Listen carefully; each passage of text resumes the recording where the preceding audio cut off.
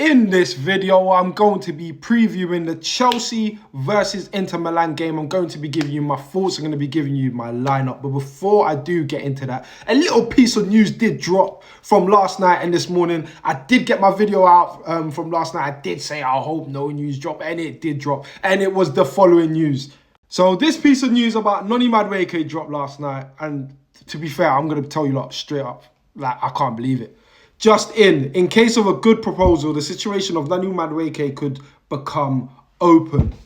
Down below, Madueke is not out of the project. But in case of a good proposal, things could be open. Newcastle have been showing interest for some weeks. And yes, they have. If you've been following our little transfer window, transfer saga, specifically with Newcastle, you would have known that Newcastle are interested in Noni Madueke. Now, for me, Noni can't go anywhere before these two players, which is Mudryk and Sterling. How on earth is Noni Madueke the one out on the shop floor? How?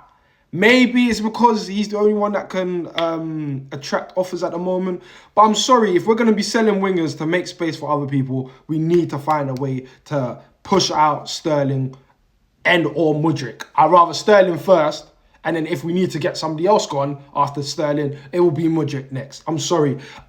But with Noni, I'm not on this Noni bandwagon of trying to protect him. Listen, if an offer of 60 mil comes in or something like that, all right, cool, go. We got Kenji Payers and Esteval Willian coming next year, man. So, and we got Palmer on the right, we got Neto. So it's not the end of the world, but for me, I'm thinking Chelsea shouldn't be putting Madueke onto the shop floor before the likes of Sterling and Mudryk. That's the only thing I've got to say regarding that. But do you know what's crazy? His twin brother. Well, he might as well be his twin brother. But his twin brother, next up. So the twin player I'm talking about, Carney Chukwuemeka. Now it reads out this. Barcelona are in ongoing discussions over a potential move for Chelsea midfielder, Carney Chukwuemeka. Now, again, with Carney, Barcelona were close to signing him before we stepped in and signed him from Aston Villa and gave an 18-year-old 100k a week. Crazy business. So we've always known Barcelona's interest in Carney Chukwuemeka. It's always been there. The likes of AC Milan as well. They've always had an interest there.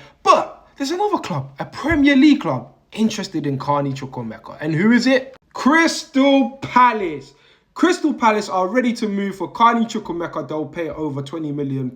Listen, you're not paying £20 million and getting Carney Chukwuemeka. How you lot dealt with us with Elise, we're going to deal with you lot the same. Carney has a 40 million release clause. Pay it up. Let's stop the long thing. We know you lot got bread for Elise now. Let's stop the long thing. Come and pay the 40 M's and you can walk with Carney. I'll be real. They can walk with Carney. Carney has not played free. You know what? I'm going for free. He's not played three games in a row in a Chelsea shirt. Availability is the best ability. I'm sorry, yeah? I rate Carney. To be honest, I rate Carney higher than I rate Noni, but right now I'd rather keep Noni than Carney. We got too many midfielders. We've got too many people in that position. Clearly, Maresca does not rate him that highly. He's on 100k a week. It's crazy. At least Noni's on like 50, 60k a week. I know I'm playing that accounting game, but sorry, it's the honest truth, innit? Yeah, so 40 million, yeah, goodbye. I can't lie, I'm not attached to a lot of these players, a lot of these Chelsea players. People seem to be really attached to certain players and I don't really get it. They've not won nothing at our club. They've not done nothing. Yeah, their potential ceiling might be there, but I'm sorry. This is business. So, Palace, if you want him, come with the 40s and we can start having a conversation. But now all of that nonsense is out of the way. Let's get down to why you lot are really here. My predicted lineup for Chelsea versus Inter Milan. And now, in goal, I've got Robert Sanchez. Yeah, I know. Listen, I think Maresca prefers Robert Sanchez. I'm hoping he doesn't. I'm hoping he prefers Jorgensen. But I think he prefers Robert Sanchez. So I've gone for Robert Sanchez in my predicted lineup. This does not mean this is the lineup I want. Yeah? Anyways, going to right back. Malo Gusto. Reece James is out injured. I'm going for Malo Gusto. He's been playing very well in the inverted role. Malo Gusto goes on my right back. Tosin Adebayo, straight centre-back. I don't want to see Badiashile play this game, I can't lie, but I feel like he might, and I'll tell you where he might play in a sec.